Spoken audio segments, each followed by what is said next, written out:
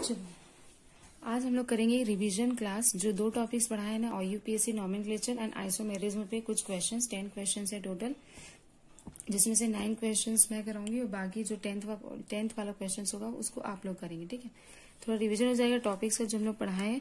और इसके अलावा भी अगर कोई क्वेश्चंस है जो इस टॉपिक का जो आप कहीं से देखे हैं और वो आपको नहीं आ रहा है, तो उसको इंस्टाग्राम आईडी, मेरी Instagram ID all about chemistry 2020 पे शेयर कर सकते हैं, मेरे को डायरेक्ट मैसेज कर सकते हैं, ताकि उस क्वेश्चंस को भी डिस्कस करके मैं एक वीडियो यहाँ पे बना लूँ। Okay, so let's begin. First is the correct name for this complex is what. तो नॉमेनक्लेचर में हमेशा क्या करना है, आपके कॉम्प्लेक्स को दो पार्ट्स में डिवाइड करना है। ठीक है, फर्स्ट होता है पॉजिटिव, सेकेंड होता है निगेटिव। और हमेशा पॉजिटिव वाले पार्ट का नाम पहले लिखते हैं, जो भी पॉजिटिव है, या it be goes from left hand side to right hand side. Positive वाले का पार्ट पहले, अगर कोऑर्डिनेशन स्फीयर पॉजिटिव है तो इसका नाम पहले आएगा और नेगेटिव वाले का नाम बाद में। तो इसका नाम पहले लिखना है अपने को, तो हम लोग खुद से पहले इसका नाम लिख लेते हैं, फिर देखते हैं कौन से ऑप्शन से मैच करेगा। तो कोऑर्डिनेशन स्फीयर का नाम पहले, तो अब इसमें भी किसका नाम पहले लिखेंगे, लिगेंड्स का। लिगेंड्स का क्या संख्या, जो भी नंबर है उसका वो कितना है, 6। तो ये क्या हो जाएगा, हेक्सा, बिकॉज 6 है। और क्या है, एमीन, तो हेक्सा एमीन।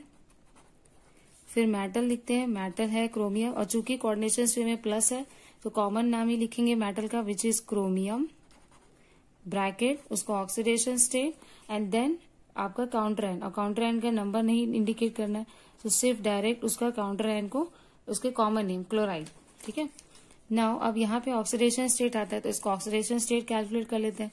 तो उसके लिए भी दो पार्ट्स में डिवाइड करते हैं। जितना काउंटर आयन माइनस होगा, मतलब या जो भी चार्ज होगा, उसका इक्वल एंड अपोजिट चार्ज आपके कोऑर्डिनेशन स्फीयर पे होता है ना। तो कोऑर्डिनेशन स्फीयर काउंटर आयन में कितना चार्ज है, एक क्लोरीन में 1 माइनस, तो 3 क्लोरीन में कितना हो जाएगा, 3 माइनस। तो उतने का अपोजिट कोऑर्डिनेशन स्फीयर पे कितना आएगा, 3 प्लस। तो अब इस कोऑर्डिनेशन स्फीयर का चार्ज पता चल गया, तो अब कोबाल्ट क्रोमियम का ऑक्सीडेशन स्टेट निकालना है। तो मान लो क्रोमियम का ऑक्सीडेशन स्टेट है X, एमीन चूंकि न्यूट्रल होता है इसलिए उसका 0, इक्वल्स टू ओवरऑल जो चार्ज है कोऑर्डिनेशन स्फीयर का, मतलब +3। तो ऑक्सीडेशन स्टेट कितना है क्रोमियम का, +3। तो यहाँ पे आ जाएगा +3। देखते हैं ये नाम कौन से मैच कर रहा है। तो देखो, हेक्सा अमीन, ये डबल M होगा। ठीक है, hexaammine chromium 3 chloride, hexaammine chromium 3 chloride, first option ही मैच हो रहा है। तो आंसर कौन सा होगा, पहला। ठीक है, बाकी गलत क्यों है, तो देख लो, हेक्सा एमीन यहाँ ऑक्सीडेशन स्टेट 2 बोल दिया है, लेकिन ऑक्सीडेशन स्टेट कितना है, 3। हेक्सा एमोनिया बोला, एमोनिया तो बोलते नहीं, NH3 को क्या बोलते हैं, एमीन। तो ये भी क्या हो गया, गलत। क्रोमियम 3 मेटल को पहले नहीं लिखते, लिगेंड्स को पहले लिखते हैं, तो ये भी गलत है ना। दूसरा कंपाउंड आईयूपीएसी नॉमेनक्लेचर, फिर से वही दो पार्ट में डिवाइड करो, प्लस माइनस, कोऑर्डिनेशन स्फीयर और counter ion.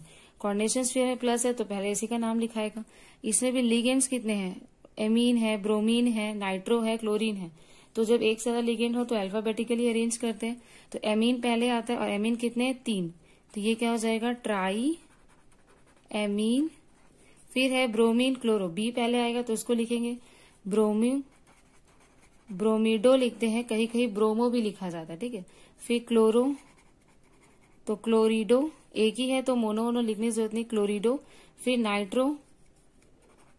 Nitro, then metal, और मेटल चूंकि कोऑर्डिनेशन स्फीयर में पॉजिटिव ऑक्सीडेशन स्टेट है इसलिए प्लैटिनम, उसका ऑक्सीडेशन स्टेट, और बाद में काउंटर आयन जो कि कॉमन नेम लिखेंगे उसका क्लोराइड। अब पहले इसका ऑक्सीडेशन स्टेट निकाल लेते हैं। तो मान लो अगर काउंटर आयन में कितना है, 1 ही माइनस, क्योंकि क्लोरीन 1 है, तो इसी का इक्वल एंड अपोजिट चार्ज आपके कोऑर्डिनेशन स्फीयर में होगा, मतलब 1 प्लस। मान लो प्लैटिनम का ऑक्सीडेशन स्टेट X, एमोनिया तो न्यूट्रल है तो 0, ब्रोमीन का कितना होता है, -1, तो -1, नाइट्रो का भी -1, क्लोरीन का -1 इक्वल्स टू +1। तो क्या हो गया, X -3 इक्वल्स टू +1, तो X इक्वल्स टू +1, ये इधर आएगा तो +3, तो ऑक्सीडेशन स्टेट कितना हो गया, +4। सॉरी तो प्लैटिनम का ऑक्सीडेशन स्टेट कितना आया, +4। तो यहाँ पे तो वैसे चारों में +4 ही ऑक्सीडेशन स्टेट है। क्लोराइड आपका ठीक लिखा है। तो यहाँ पे देखो, ट्राई अमीन, क्लोरो को पहले लिख दिया, लेकिन अल्फाबेटिकली जाएंगे तो ब्रोमो पहले होना चाहिए था, तो ये गलत हो गया। ठीक है, ट्राई अमीन क्लोरो, फिर से उसने क्लोरो को पहले लिखा, ब्रोमो पहले होना चाहिए, ये भी गलत। ट्राई अमीन ब्रोमो ठीक, क्लोरो ठीक, नाइट्रो भी, प्लाटिनम 4 क्लोराइड। तो ये है आपका करेक्ट, ठीक है। कहीं कहीं ब्रोमिडो क्लोरिडो की जगह क्या नोट करते हैं, ये ब्रोमो क्लोरो ऐसा। और यहाँ पे चूंकि नाइट्रो आपका क्या है, एम्बीडेंटल लिगेंड्स, तो कहीं कहीं नाइट्राइटो हाइफन नाइट्रोजन इस तरह से भी लिखा हो सकता है, क्योंकि जनरली क्या होता है, अगर नाइट्रो आपका NO2 के फॉर्म में है तो इसका नाम होता है नाइट्रो, और ये अगर ONO के फॉर्म में है तो इसका नाम होता है नाइट्राइटो, ठीक है। तो अगर ये इस तरह से इंडिकेट नहीं किया है तो डायरेक्ट ये नेम भी यूज कर सकता है, क्योंकि नाइट्रो है मतलब आपका NO2 है, नाइट्राइटो है मतलब आपका ONO है, ठीक है। एम्बीडेंटल लिगेंड का या तो ऐसे लिखा होगा या फिर इस तरीके से, ठीक है। इसमें कोई डाउट हो तो आप मुझसे पूछ भी सकते हैं ना। तीसरा है जैसे which type of isomerism is shown by the complex, इस कॉम्प्लेक्स के द्वारा which type of isomerism is shown by the complex this. देखो यहाँ पे क्या है, कोबाल्ट NH3 5 ब्रोमीन सल्फेट, फिर NH3 यहाँ पे क्या हुआ है, ब्रोमीन बाहर आ गया है ना, और जो सल्फेट यहाँ था वो अंदर हो गया। तो जब आयंस का एक्सचेंज हो between the coordination sphere and counter ion, तो वो आइसोमेरिज्म कौन सा होता है, आयोनाइजेशन आइसोमेरिज्म। तो कौन से, ऑप्शन नंबर फर्स्ट, तो आयोनाइजेशन आइसोमेरिज्म होगा, हुआ है इसमें, ठीक है। Next, what is the coordination number of metal in this. तो यहाँ पे देखो एक है आपका cobalt En twice Cl twice, ये क्या है En बाइडेंटेड लिगेंड है, फॉर्मूला क्या होता है NH2 CH2 CH2 और NH2। जब बाइडेंटेड लिगेंड हो तो कोऑर्डिनेशन नंबर का बताई थी कि बाइडेंटेड लिगेंड में क्या करना, जितना उसका नंबर है मतलब 2 है तो 2 इंटू उसकी डेंटिसिटी, डेंटिसिटी भी क्या है 2, चूंकि इसके साथ मोनोडेंटेड लिगेंड्स भी लगा है तो इसको प्लस करो मोनोडेंटेड लिगेंड्स, और जितने मोनोडेंटेड लिगेंड्स उतना ही उसका कोऑर्डिनेशन नंबर। तो कितने मोनोडेंटेड 2 है तो इसलिए +2, तो क्या हो जाएगा 4 + 2, तो कोऑर्डिनेशन नंबर आ गया 6, है ना। मतलब ये 4 और ये 2 6, तो कितना हो गया कोऑर्डिनेशन नंबर 6। इसका अगर स्ट्रक्चर देखिए तो स्ट्रक्चर कैसा होगा, कोबाल्ट 2 En 1 En ऐसा हो सकता है, और मान लो एक क्लोरीन इधर है एक क्लोरीन इधर, ये मतलब ट्रांस में भी हो सकता है, दोनों यहाँ सिस में भी हो सकता है, ठीक है। तो 6 हो गया coordination number. Next, which of the following octahedral complexes does not show geometric isomerism A and B are monodentate. Geometric isomerism कौन शो नहीं करता, तो उसके लिए कॉम्बिनेशन वाला दो कॉम्बिनेशन वाला रूल बनाओ। जैसे यहाँ पे A2B4 मोनोडेंटेड है ना, अपन ने स्मॉल में लिया था MA2B4 इस टाइप से, तो जो भी इजी लगे वो करो। कॉम्बिनेशन में अगर AA और आपके 4 B लिगेंड्स हैं, कॉम्बिनेशन बनाओगे तो AA BB और ये आ जाएगा BB, फिर और कॉम्बिनेशन AB और ये हो गया BB, ठीक है। और कोई कॉम्बिनेशन हो सकता है नहीं, एक दो ही कॉम्बिनेशन होगा, मतलब इसमें ज्योमेट्रिकल आइसोमर्स है। जब दो अलग कॉम्बिनेशंस आ गए मतलब इसमें ज्योमेट्रिकल आइसोमर प्रेजेंट होगा। तो इसमें नॉट शो बोल रहा है, मतलब ये तो ऑप्शन में नहीं, क्योंकि ये तो शो कर रहा है। फिर MA3B3, अगर दो अलग कॉम्बिनेशंस बन रहे हैं दो के, तो मतलब इसमें ज्योमेट्रिकल आइसोमर्स होगा, ठीक है। पार्ट 2 देख सकते हैं आइसोमेरिज्म वाले लेक्चर का। अब यहाँ 3 है तो 3A है और 3B है, कॉम्बिनेशंस बनाओ। तो कॉम्बिनेशंस अगर अलग बन गए मतलब इसमें ज्योमेट्रिकल आइसोमर होंगे। पहले दो के बनाने रहते हैं ना, AA AB और ये हो गया BB। और कोई कॉम्बिनेशंस, एक ये बनेगा AB और ये हो गया AB। दो कॉम्बिनेशंस अलग बने मतलब ये भी ज्योमेट्रिकल आइसोमर शो करेगा। और कितने हैं इसके, 2। MA4B2, A4 मतलब 4A है और 2B कॉम्बिनेशंस, एक तो AA और ये हो गया BB। एक और कॉम्बिनेशन बन सकता है, इसको एक दूसरे से एक्सचेंज कर लो, AB और ये AB। और कोई नहीं बन सकता क्योंकि ये भी एक्सचेंज होगा तो यही वाला बनेगा, ठीक है। तो कितने हो गए ज्योमेट्रिकल आइसोमर्स, 2। तो बन रहे ज्योमेट्रिकल आइसोमर्स, 2 अलग अरेंजमेंट्स आए हैं। क्या करते हैं, ये लिगेंड्स को सेकंड लेक्चर में दिखाया था, जितने भी लिगेंड्स है उसके दो के कॉम्बिनेशंस बनाओ, ठीक है। 6 लिगेंड्स है, ये 4A है 2B, दो के पहले कॉम्बिनेशन, ये हो गया 1 2 3। फिर एक्सचेंज करो, मतलब कितने और कॉम्बिनेशंस बन सकते हैं। अगर 2 कॉम्बिनेशंस और दोनों एक दूसरे से अलग है, जैसे यहाँ AA और BB और यहाँ पे AA AB और AB अलग है दोनों, तो इसमें ज्योमेट्रिकल आइसोमर्स होंगे। ये अलग होना क्या दिखाता है कि आपके मेटल के पास एक अरेंजमेंट ऐसा है लिगेंड्स का और एक अरेंजमेंट ऐसा है it shows a different arrangement of ligands around the metal. और अगर डिफरेंट अरेंजमेंट्स है लिगेंड्स का मतलब वो आइसोमर होगा, क्योंकि molecular formula same, arrangement different, वही तो आइसोमर्स होगा ना। तो इसलिए ज्योमेट्रिकल आइसोमर शो कर रहा है। अब लास्ट वाला देखो 5A है और एक B है, कॉम्बिनेशंस AA और दूसरा हो जाएगा AB, ठीक है। तो क्या हुआ, अब इसका और कोई कॉम्बिनेशन बन सकता है कि नहीं, क्योंकि अगर इसको एक्सचेंज भी करोगे तो वापस से यही आएगा, मतलब एक ही कॉम्बिनेशन है, मतलब लिगेंड्स का सिर्फ एक ही अरेंजमेंट होगा अराउंड द मेटल, मतलब नो ज्योमेट्रिकल आइसोमर। तो इसमें कोई भी ज्योमेट्रिकल आइसोमेरिज्म शो नहीं होगा। तो ये है answer, which do not show any geometrical isomerism, ठीक है। Next, which type of isomerism is shown by the octahedral complex this. इसके द्वारा कौन सा कॉम्प्लेक्स के मतलब कौन सा आइसोमेरिज्म शो होगा। तो ये इस तरीके से होना चाहिए, CO NH3 4Br2 और ये Cl।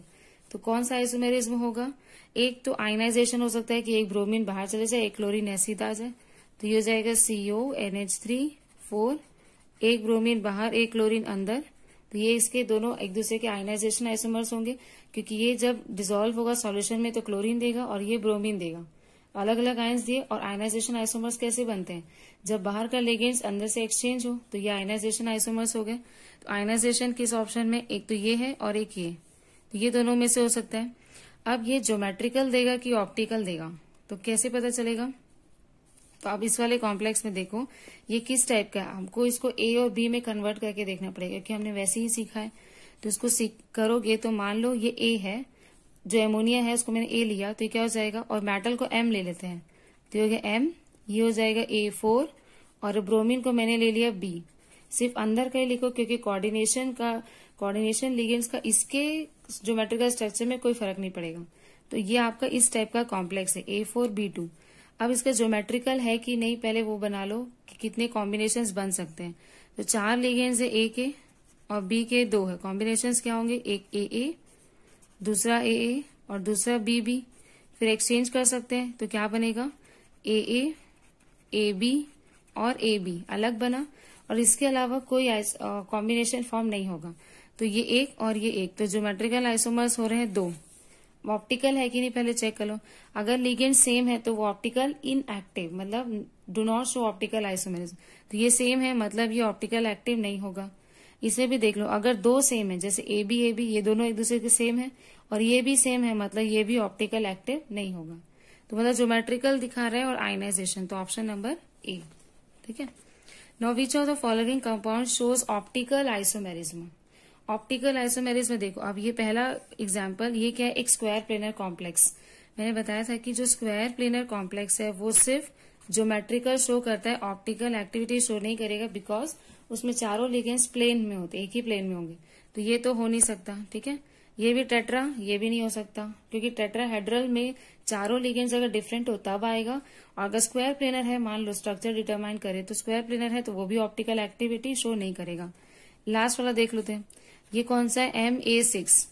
अगर याद होगा MA6, जब सारे लिगेंड सेम हो तो उसमें कोई ऑप्टिकल एक्टिविटी नहीं होती, क्योंकि अगर 6 लिगेंड्स है, 6 का अगर कॉम्बिनेशन बनाए तो ये कैसे बनेगा, एक ही कॉम्बिनेशन होगा, उसके अलावा कोई कॉम्बिनेशन नहीं, मतलब ज्योमेट्रिकल आइसोमर्स भी नहीं है। और चूंकि ये सेम है तो ऑप्टिकल एक्टिविटी भी नहीं होगी। तो बच्चा कौन सा, ये। और ये कौन सा वाला टाइप का है, ये मेटल M ऑक्सलेट लिगेंड है, जहां ऑक्सलेट में स्ट्रक्चर कैसा होता है, CO-CO-, सेम डेंटेन लिगेंड है, मतलब इसको हम A वाला लिगेंड बोलेंगे। और ये ऑप्टिकली एक्टिव होगा, पिछले वाला लेक्चर में देख सकते हैं, ठीक है। ये वाला एग्जाम्पल करवाई हूं मैं। अब इसमें देखो, which of the following can act as a bidentate ligand. Bidentate मतलब जिसकी डेंटिसिटी कितनी हो, 2, जिसके पास 2 डोनर एटम्स हो, वो कितने ऐसे लिगेंड्स है जिसको हम बना सकते हैं। तो ऑक्सलेट तो है, क्योंकि CO-CO- ये उसका स्ट्रक्चर होता है, तो 2 डोनर एटम्स है इसके, तो ये एक्ट कर सकता है एज अ बाइडेंटेड। कार्बोनेट मतलब क्या, CO3 2-। इस कार्बोनेट स्ट्रक्चर को अच्छे से फुल फॉर्म में बनाए तो कैसे बनेगा, C डबल बॉन्ड O और ये O, ये माइनस और ये माइनस, ये होता है कार्बोनेट। तो यहां से भी डोनेट कर सकता है, ये भी, मतलब ये भी बाइडेंटेड की तरह काम कर सकता है। तो ये भी ऑप्शन में आएगा। सल्फेट का देख लेते हैं structure, S double bond O double bond O SO4 ना, तो ये हो जाएगा O माइनस और ये O माइनस, ये होता है सल्फेट। तो ये इधर से डोनेट कर सकता है, ये मतलब ये भी बाइडेंटेट की तरह काम कर सकता है, सल्फेट भी। नाइट्रेट एक है जो बाइडेंटेट की तरह काम नहीं करेगा, नाइट्रेट नहीं करता है ना। Which of the following group can act as a ambidentate, ambidentate मतलब जिसके पास एक से ज्यादा डोनर एटम हो लेकिन वाटर टाइम सिर्फ एक ही डोनर एटम यूज करे, तो कौन सा है? एक तो नाइट्रो अपने को पता है एक, क्योंकि नाइट्रो क्या होता है NO2 और दूसरा ONO, ऑक्सीजन से भी डोनेट कर सकता है, नाइट्रोजन से भी। दूसरा है साइनाइड, साइनाइड जो है कार्बन से भी दे सकता है और नाइट्रोजन के साइड से भी दे सकता है। जब कार्बन साइड से देगा तो साइनाइड बनता है और नाइट्रोजन साइड से देगा तो आइसोसाइनाइड, तो ये भी जो है बाइडेंटेट की तरह काम करता है। बाकी कार्बोनेट भी नहीं करेगा और EN भी नहीं करेगा, ठीक है। अब इसमें एक प्रैक्टिस क्वेश्चन जो ये आप लोग करोगे, क्वेश्चन फॉर यू। इसमें देखो क्या है, आपका कोबाल्ट दिया है 4 एमीन, नाइट्रो है 2, क्लोरीन बाहर है कोऑर्डिनेशन स्फीयर के बाहर। ये कौन सा आइसोमेरिज में एग्जिबिट कर रहा है बोल रहा है? Ionisation, geometrical and optical, linkage geometrical and optical, linkage ionisation optical और लिंकेज आयनाइजेशन ज्योमेट्रिकल। क्वेश्चन को ध्यान से देखो और इसका जो भी आंसर है उसको कमेंट सेक्शन में कमेंट करो, ठीक है। Thank you.